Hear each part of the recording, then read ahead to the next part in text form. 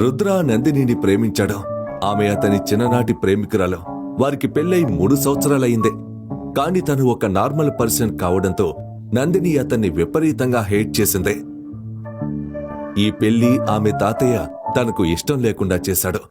ఆమెకు ఎప్పుడూ ఒక రిచ్ భర్త కావాలి. రుద్ర ఆమెకు ఎప్పుడూ లగ్జరీ లైఫ్ ను ఇవ్వలేదు. నందిని కూడా అతన్ని ఎప్పుడూ భర్తగా యాక్సెప్ట్ చేయలేదు. కాని రుద్ర ఎప్పుడూ హోప్ ని వదులుకోలేదు. తన ప్రేమను ఎప్పటికైనా యాక్సెప్ట్ చేస్తుందనే ఆశతో ప్రతి వారం ఆమెకు ఒక రోజ్ ఇచ్చేవాడు. కానీ నాదొక కండిషన్. నీకు 2 కోట్లు కావాలంటే నువ్వు నాతో ఉండాలి.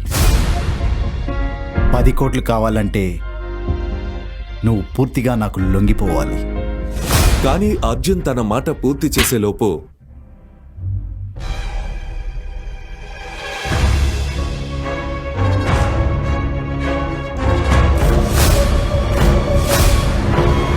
మహాదేవుడి మీదొట్టో, ఈరోజు మీలో ఒక్కరు కూడా బ్రతకరు.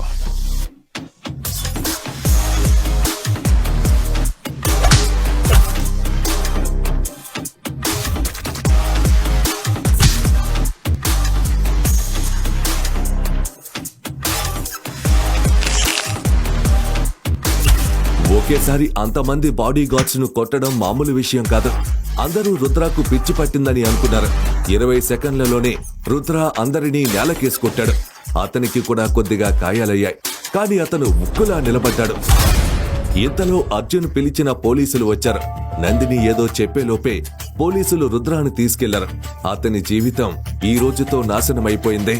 అతని చిన్ననాటి ప్రేమ అతని మనస్సుని, నమ్మకాన్ని, గర్వాన్ని ముక్కలు చేసింది. అతని మనసులో ఒకే ప్రశ్న మెదులుతోంది.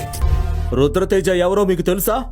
3 ఏళ్ల క్రితం ఈ నగరాన్ని రక్షించిన కమాండర్ అతను. ఒకేసారి 735 మంది ఉగ్రవాదుల్ని చంపిన యోధుడు అతను. ఇండియాలోనే అతిపెద్ద సీక్రెట్ ఏజెన్సీకి అధిపతి అతను. అతను మేజర్ రుద్ర. లిజన్ ఇన్స్పెక్టర్, ఈ విషయం ఎవరికీ తెలియకూడదు. ఆ పేరు వినగానే ఇన్స్పెక్టర్ గుండె ఒక్కసారిగా ఆగిపోయింది. హై లెవెల్ ఆఫీసర్ని రాత్రంతా హింసించాడు. ఇప్పుడు అతను చేసిన దానికి పర్యవసానం ఉంటుంది.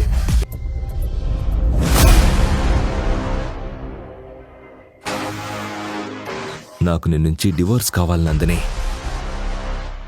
ఎందుకంటే నేను ప్రేమించిన అమ్మాయి నువ్వు కాదో. ఆ మాటలు వినగానే అందరూ షాక్ అయ్యారు. రుద్ర నందిని నుండి డివోర్స్ కోరుకుంటున్నాడు. రుద్ర ఫస్ట్ లవ్ ఇక్కడితో ముగిసిపోతుందా? 3 సంవత్సరాలుగా ఎన్నో అవమానాలు భరిస్తూ అజ్ఞాతంలో ఎందుకు బతుకుతున్నాడు? ఇంతకీ అతని గతం ఏంటి?